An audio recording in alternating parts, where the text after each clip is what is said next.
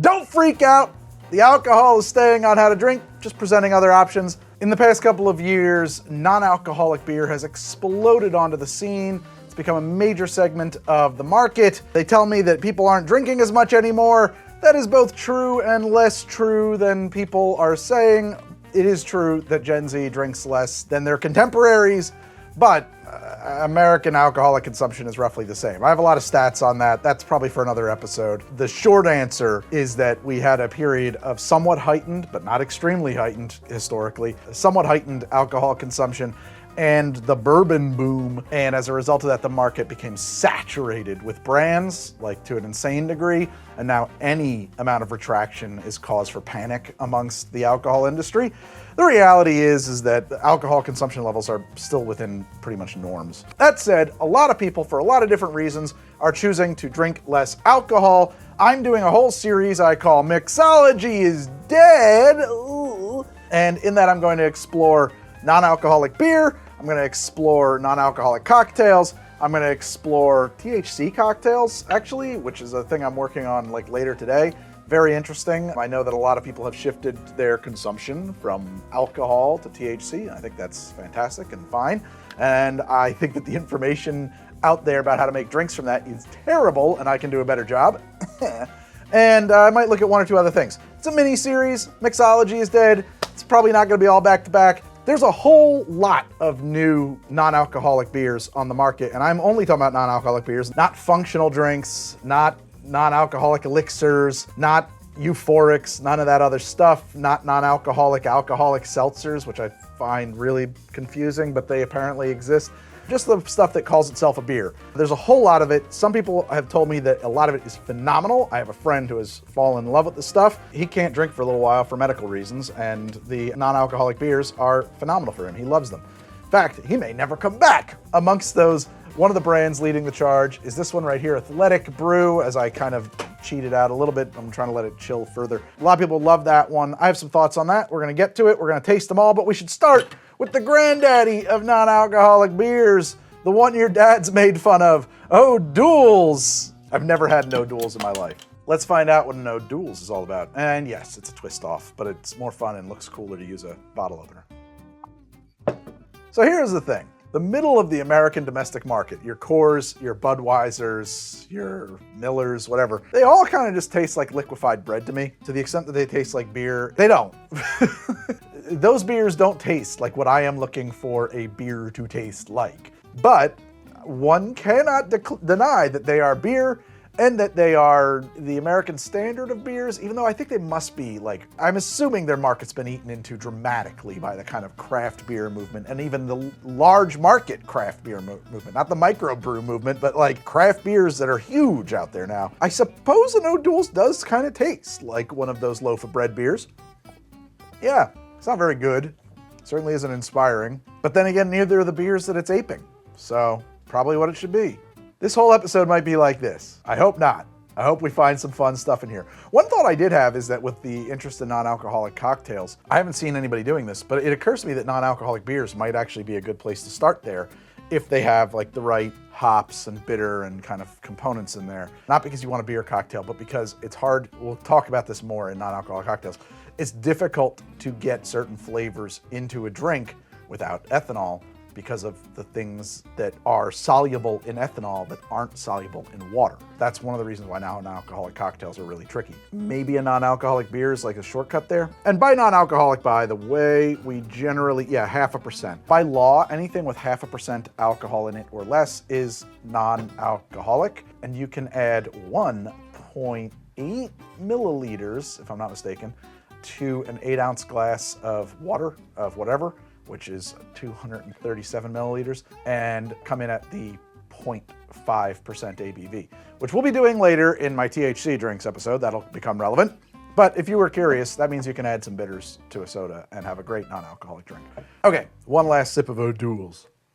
Okay, no strong response. Didn't expect one. Well, they're staring me right in the face. Let's get into the Athletic Brewing I bought singles because that's what, but they're huge. This is the one, I think it's the hazy IPA. This is the one that everybody freaks out about. Now, Athletic Brewing in their literature says that they're fully fermented, which is interesting. Ooh, man, that smells like carrots? What does that smell? Well, I mean, it smells like hops, but I got like some other vegetal note right away, and it wasn't carrots, but like carrot tops, actually, yeah. Their whole deal is that they are fully fermented. And I thought, well, that must mean that they're fermenting it and then they're distilling it and they're probably selling hand sanitizer out the back door. And then the stuff that doesn't go through the still, the stuff that's left over, that's our non-alcoholic beer. Maybe we water it down and carbonate it or something like that. Apparently that is not the case, or at least they claim that's not the case.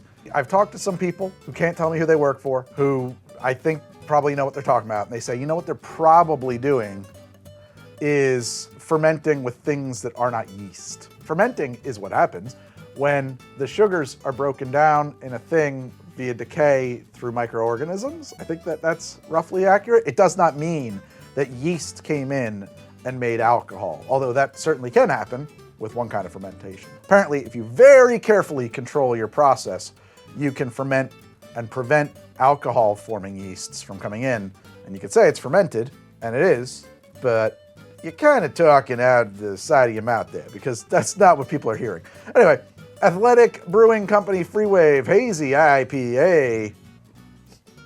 It tastes like an IPA. It tastes like a milder IPA. I mean, I've had IPAs that just like make my toes curl. It has that bitter grapefruit rind kind of taste. It is, I'm gonna say something. I'm gonna say it's sweet. People are gonna say, oh, like soda. It's like, no, I mean that like the way, maybe sweet is the wrong word. Maybe it's wet. Maybe it just like, it feels like it's missing a note, or that it's rounded in a way that I wouldn't expect it to be.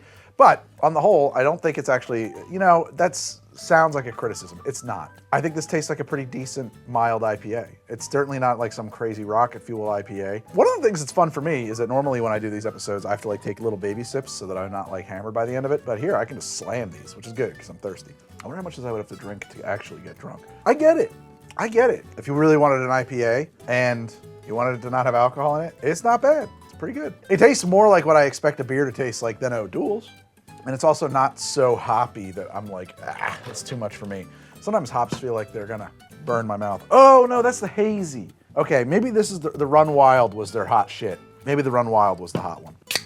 I think it was. This was like their kind of launch that like won them all the awards and stuff. I have a feeling this will be the much more hoppy. No, not really. More orangey notes? Mild? Yeah, maybe. No way, man. The hazy is way hoppier. Some pine notes in there, maybe. I gotta say, I like the hazy IPA much better. This tastes more like a beer. It tastes like a beer, but it's like a weaker beer. I don't know, not that into it. I like the hazy. That's nice. I'm curious, like what happens if I like just throw some Peychaud's in there. My Angostura is in the kitchen at the moment. And like start adding other flavors to one of these. It's actually kind of cool. It doesn't overpower the hops. I don't know, it was a silly idea. Coors Edge. I already know what to expect here. If it tastes like a Coors, I guess it's a winner. Which is to say that if it tastes like nothing, the hell? It tastes like hose water. So I'm sorry, that doesn't even taste like beer. It tastes like a water balloon fight. So here's the thing. The generation wars on the internet, I don't know if that's still raging, but Gen X was always trying to give us millennials some shit. Well, I'm on the cusp. But Gen X is always giving millennials shit. And they would say, we drank from the hose. And then when you look into an explanation of what that means, it seems like they're talking about how like we didn't want to go back inside because if we went back inside, there would be chores to do or something like that. And so we stayed out and drank from the hose. I wasn't allowed to go back inside. I was locked out and told to come back when the sun was coming down, period. I don't want to see it. And I drank from the hose. We weren't supposed to drink from the hose growing up because it tasted like delicious heavy metals. And that's because where I grew up in the 60s when they built the houses in the 50s, people had these shallow wells dug that were like 20 feet deep for irrigation purposes. Even in the 50s when they dug them, they're like, fucking don't drink this shit. But we did. Like when I was a kid, you must drink from the hose. It was like, you must eat paint chips. That's what we meant when we said that. So I don't know. I wonder if that's like a folk etymology. I wonder if growing up for Gen X, drinking from the hose, that's not really where that came from. I know from my personal experience, it was like, you eat poison. Haha, stupid. You snuck right in there, Coors. Yeah, like, very mild, the fake banana candy. That's what that is, yeah. Isoamyl acetate, if you're curious, but very mild notes of isoamyl acetate in there. Cool. No, not really. Let's just grab this next one. Oh look, it's Sam Adams. Just the Haze IPA. Hazy, juicy, and refreshing. Obviously there's gonna be timestamps all over this, so if you're just looking for the one that you wanna see, get in there. Makes me burp just like regular beer. No way, man. That tastes like a grapefruit seltzer. Well, that's fun. There's a lot of variation here. That is, no. It's not bad. I like a grapefruit soda, but that tastes like a grapefruit soda. That does not taste like a beer. Next. I've never been a fan of Sam Adams anyway. The Corona's standing tall. We're just gonna bang out all these beers. Whoa, that was exciting. Corona non-alcoholic. Let's make bad beer worse, guys. Toasty bread? Of a crusty artisanal bread, which is not what I want in my beer. Never mind that. All right, this guy's standing tall too. Clausthaler, the German pioneer of non-alcoholic brews. Let's see what the Germans know about making a non-alcoholic beer. I thought that was illegal in Germany. I thought they sent you to jail for that. Again, what the hell? Tastes like a vegetable, and I'm trying to figure out which one it is. Eggplant? Yeah, I think eggplant. First off, it's not gonna win any blind taste tests with beers. I apologize. Yeah, like something starchy, like a potato or an eggplant. That's what I'm getting in there. I gotta say, I'm not even an IPA guy, but so far I kind of like the Athletic Hazy the best. It just tastes the most familiarly like a beer to me. Let's do the other Clausthaler. Okay, so this is their IPA. That one was original. IPA, dry hops. Hazy is still better. This one has like a lot of lemon, kind of, like some lemon notes, let's say that. Malty lemon. I hope this is useful. I do. I hope this is helping you pick out your next non-alcoholic beer. Oh man, my buddy's gonna have a field day though. I just sent him a picture of the pile. So a lot of these I had to buy in 6 and 12 packs. It's like, I don't want this stuff. He's like, yeah, give it to me. Another tall boy, the Heineken. Oh, Jesus. This happened recently, too. It has some skunky beer. What is wrong with Heineken? Tastes better than it smells. That tastes like a Heineken. To be perfectly blunt, from memory, that is what Heineken tastes like. Nothing. Malted seltzer. I have to say, terrible beer, but probably the truest to its roots so far. It's just a sad episode. Just gonna stick with doing all the tall guys. Weihenstephan N, the world's oldest brewery. They're making a non-alcoholic premium Bavaricum. Premium Bavaricum. 50 calories? How's this whole thing 50 calories? Wow. Is that normal? Maybe that's normal. It's smoky, but like smoked fish? That's fucking... How is that? How is that possible? That is bizarre. Whoa. Oh yeah. What the fuck? I forget the name of it, but there's a kind of smoked salmon that has like black pepper on it, I think. Yeah, like peppered smoked salmon. That's what it tastes like. Tastes like bagel day. Tastes like bagel day. Wow. I cannot imagine that if you wanted a beer, this is gonna be what you're after. Holy shit. Weihenstephan N, the salmon beer. Bitburger. Bitte ein Bit. Says that on the bottle. Malt. Very, very mild hoppiness. Not terrible. Not great. At least kind of beerish. Beerish. I feel like I'm getting a headache, and I might just be starving, but either that or there might be something in these that is like a fucking headache trigger for me, which I had not counted on. I really didn't think that non-alcoholic beer would somehow disagree with me. So all of these have very, very, very limited characteristics so far. There's no real evolution. They don't really surprise, other than being weird and tasting like salmon. They don't linger. They're kind of here and gone in your mouth. The hoppier beers are working better because in a hoppier beer, hops is really the only flavor you're gonna get. Once the hops takes over, it's hops. I'm generally not terribly impressed, except to say, like, got a lot more to go through as I'm looking at this. This one has extreme smoked salmon notes. This one has distant and mild smoked salmon notes. Uncanny. It gets more so. Oh my God, that is bizarre. I'm sticking with the glass. Lagunitas IPNA, huge points for a pun. I love that. Non-alcoholic IPA, full flavored up. Oh man, they're not kidding, that's hoppy. Old carpet. This reminds me of the taste of the smell of my grandparents' old motorhome with hops, lots of hops, not that linger. I gotta say, Athletic is better. There's no question that this is a much truer and better representation of an IPA than the Lagunitas one. Honestly, these guys did something pretty incredible. This is a little carpety and thin. It has a very narrow flavor profile, very narrow spectrum. It just kind of tastes like hoppy water, you know, and they're not calling it hop water. Some stuff was. I avoided that. Get into the cans. Sober Carpenter, I have 3 of those. Let's do those. Those seemed interesting to me. They have a white, an IPA, and an Irish red. So let's start with the white. Belgian style white. Rosemary. That's very tasty, very spiced. Rosemary, other baking spices in there. Let me say herbes de Provence. Stuff you throw on a chicken. They're saying orange and coriander. Sure. Yeah, I would say orange for sure. I don't know, I have a best mouth for coriander. I don't know that I can always pick up on coriander. So I'll take their word for it. I like it. I find it very refreshing. The rosemary notes are kind of surprising and fun. It's like a different kind of thing. I can't say that it doesn't taste like a Belgian white. I always found them to be pretty mild and, you know, like I'm looking at Blue Moon, they're non-alcoholic too.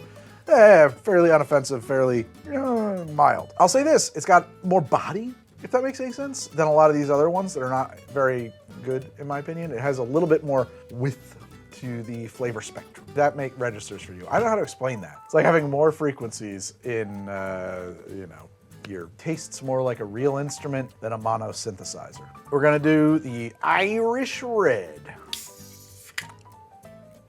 Very malty. I think that almost all of these are significantly maltier than an actual alcoholic beer would be, and I have to assume that that's got something to do with the yeast not eating stuff. You know what I mean? Like the process being different. How do they make this? I don't know. Now I'm reading it, coffee and caramel.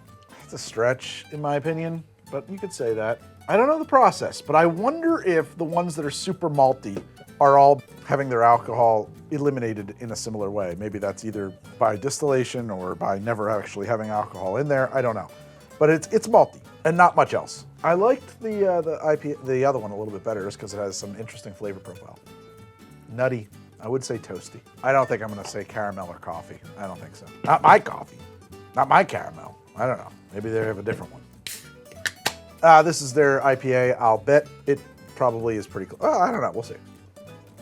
I will say I've had alcoholic IPAs with that hop signature, so can't say it's not at least a bit IPA-ish, but there is a thing up front that's like celery-ish.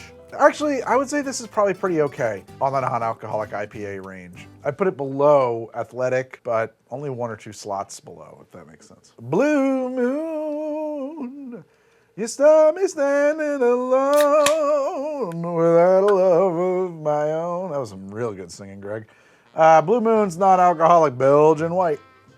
This is orange juice. I mean, this just tastes like orange juice. Oh, expertly crafted, brightly brewed with Valencia orange peel. You could call this an orange seltzer and you would be 100% right. Hey, it's tasty. Not beery, but this is nice. I like the orange seltzer. I swear to God, this is like grown-up sun-kissed. I like it. I have to give it very few beer points, but as far as like tasty points, it's a tasty thing. It's just not a beer. That's crazy. How much orange can we put in there? All of it. Just make it orange. Wow. They really oranged that thing up. This is Wellbeing. So this one was interesting. I noticed this after I bought it. I think that they are making some functional claims. It's an intentional IPA.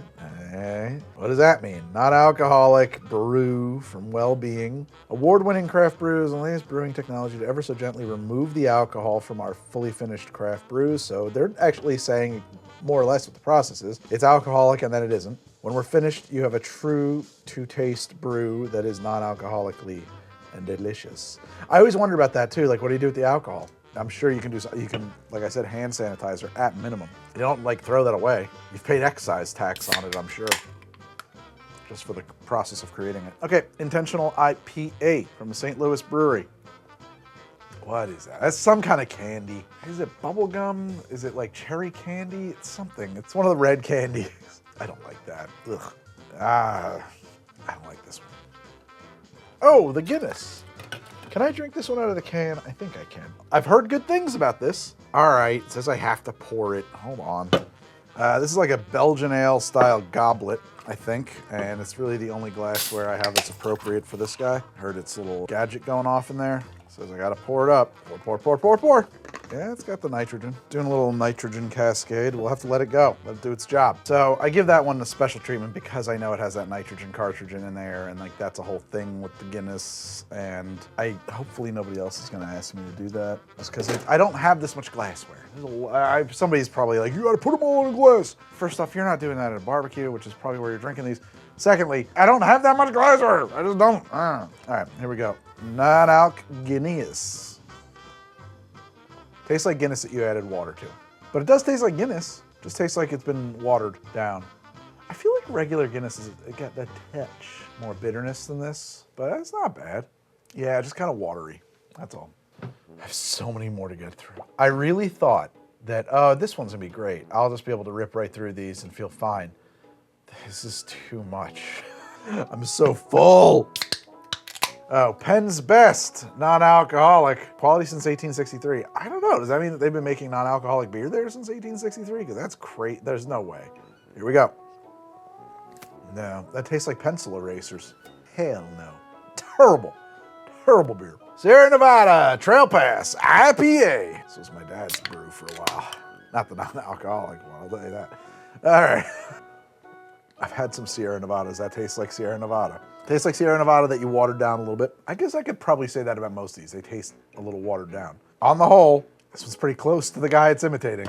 Can't fault it there. This one interested me. I don't know why. The labeling, the packaging, the can, something about it appealed to me. This is Industrial Arts Brewing Company, non-alcoholic brew safety glasses, near beer brewed with coriander and orange peel. I shouldn't have read that because now I know what's in there, but that doesn't sound bad to me. There's a little bit of swimming pool chlorine taste at the end there. Maybe even chloramine. But yeah, a little bit. Up until that moment, it wasn't that bad though. Yeah, a little snap, a little bite. Orange, grapefruity notes. Maybe that is probably the coriander actually. The interplay between the two kind of becomes grapefruity a little bit. But the coriander, yeah, I don't know, it's not bad. Thin, watery, occasional swimming pool notes that come out of there. Definitely one of the better ones though, honestly. I could see this being nice. You know, thinking about that barbecue. It's 95 out. We're waiting for the burgers. We're waiting for the dogs.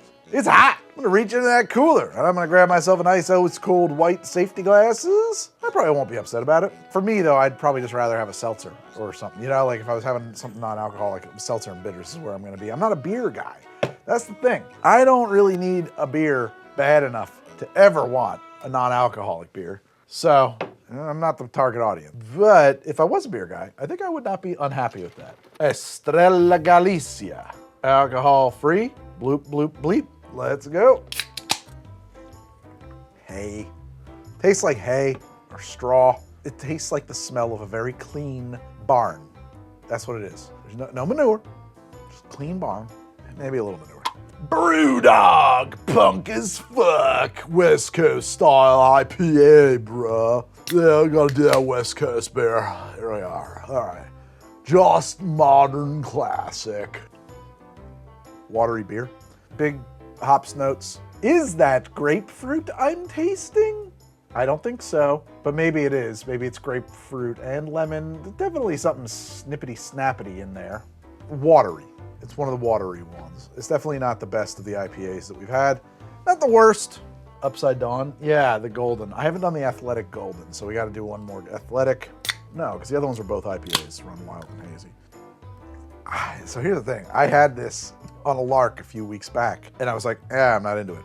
But comparing it to all these other non-alcoholic beers, I gotta say, it was probably one of the goddamn better ones. Yeah, there's something in these that my body's not agreeing with. I'm getting like congested now. I don't know. Yeah, not terrible. Okie dokie. Yeah, I gotta say, this is what Athletics got going for it. They don't taste watery.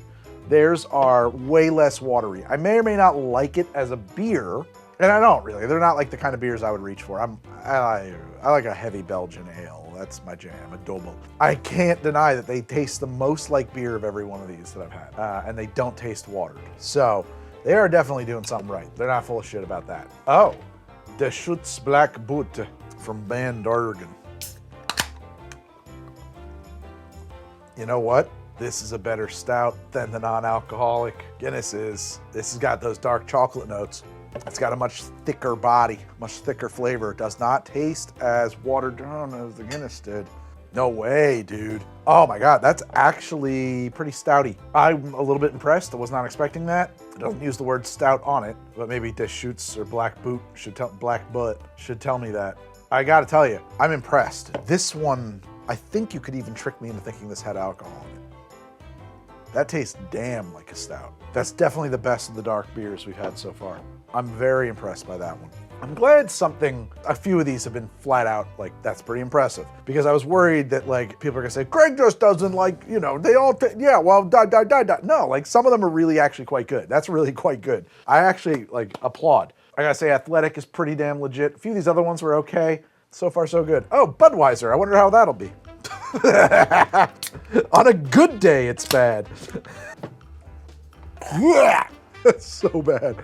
Oh, it smells like, genuinely smells. My dad, man, I've changed a lot of diapers. This smells like old piss. Fuck no. Tastes like nothing. It's great. All the smell of piss and all the flavor of nothing.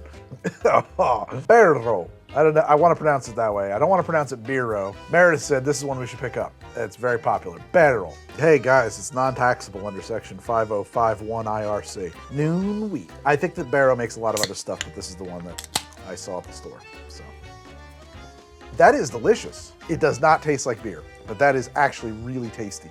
That is like some kind of a fruit seltzer with some grapefruit notes as well. I would say it's like a tart-ish raspberry grapefruit seltzer. It's really tasty. I just have an impossible time calling that a beer. I'll tell you what, if I opened a beer and it tasted like that, I'd be like, God damn, that's fucking awesome. I didn't know you could do that with beer. But that's my point, is that it doesn't taste like a beer, so pretty cool, actually. Yeah. Oh, there they do have another one. They have a Hazy Hill BERO Edge Hill Hazy IPA. Yeah. A reasonable IPA. Yeah. Oh, no. Oh, and the worst, I have to do it again. My grandmother, she had a cleaning lady who came around her house a lot, and this tastes like the mothballs that she must have loved so much, because I strongly associate this taste with the smell of Nanny's cleaning lady is here. It started out okay. It went real sour. Cereal notes and hops, bitter, grapefruit, mothballs. Ugh. There it is. Yeah, it takes a second, man. It really takes a second. Okay, I got one more Wellbeing. Oh God, it just lingers. Sorry, I feel like I'm being poisoned. I was very impressed by the one BERO. That other guy, Jesus. Somebody else might like it, not for me. Okay, one more Wellbeing. Heavenly Body Golden Wheat.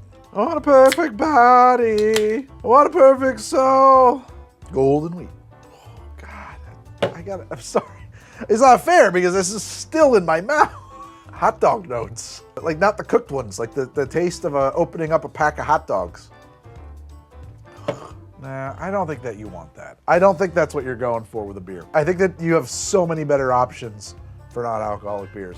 All right, I think this is the last one because the other three I've already done. Best Day Brewing West Coast IPA. Ow.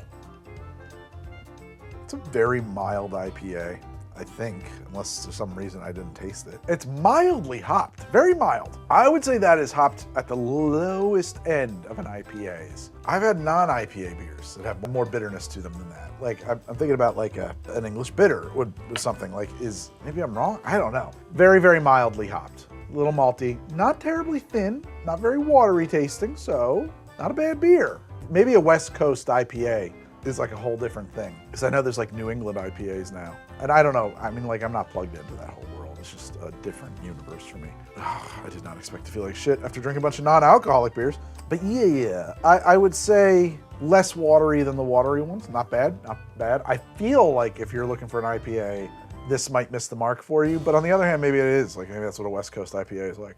Honestly, it's enough like a beer that I'm convinced it tastes like a beer. I think that's enough. All right, guys, thank you so much for hanging out with me. I hope this review of non-alcoholic beers was of use to you. I hope, certainly since you decided to watch the video about the non-alcoholic beers, I hope I fulfilled that and did a good job with it. Doing a few other non-alcoholic things on the show, here and there. Not like a major focus, just, we're dipping my toes in there to satisfy the market a little bit. Be another episode of How to Drink right around the corner. Until then, good night and good luck.